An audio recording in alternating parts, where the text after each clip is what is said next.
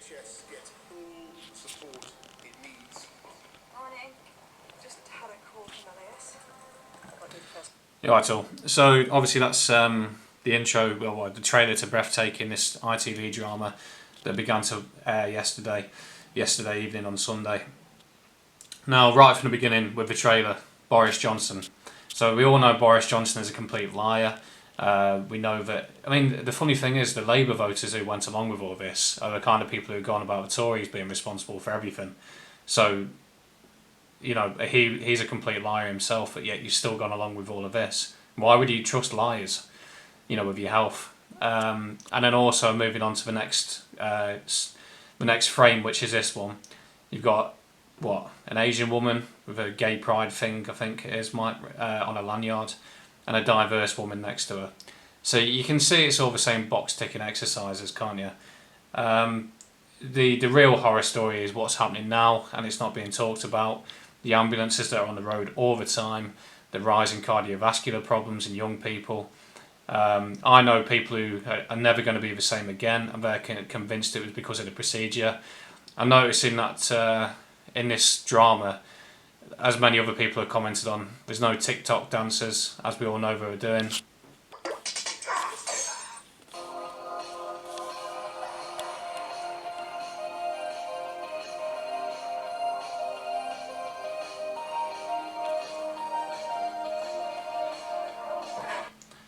Now, imagine being so busy and overwhelmed with patients coming in that you've got the time to choreograph and produce a well-rehearsed TikTok sequence like this.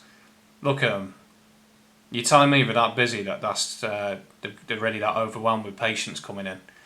I remember going past Derby Hospital because it's not far away from me during it all, and it was empty. There was nothing going on. There wasn't ambulances. There are ambulances back and forth now, though. I can assure you of that. It's all the time. Why is that? Look at them.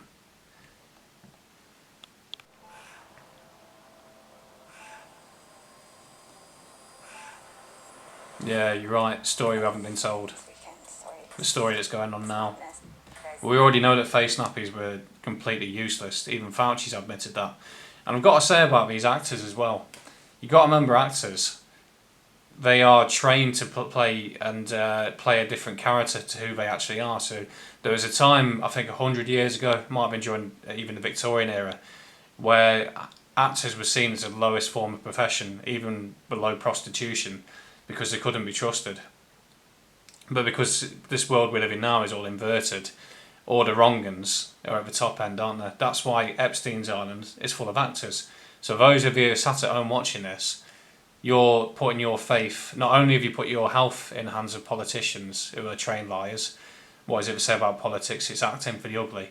But you're also believing people who are trained to portray a different person. So they're trained liars.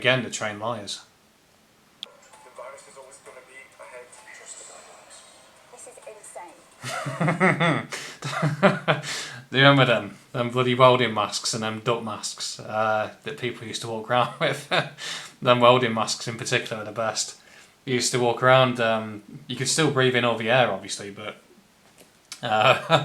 yeah, oh, what a time it was to be around. I wish I'd photographed more of that period of time because it was incredible to watch really, but there you go. Well, Matt Hancock again, we all know he's a complete liar. But I don't particularly begrudge any of these politicians. They're just doing their job, which is to manipulate the masses. They've probably got a knife in the back, you know, by much more dangerous people at the World Economic Forum. Some of them could even be under my control. Look at the faces of those who've had their first dose and how pleased they are to have had it and to be able to get that step closer to protection from this awful... Look how he sits down. Tell me a normal person sits down like that. I've always thought there's something a bit weird about Hancock. I mean, he could be a bit autistic, you know, with his lack of facial expressions, but there's always been something a bit odd about him. Who knows? Could be mind control, I don't know.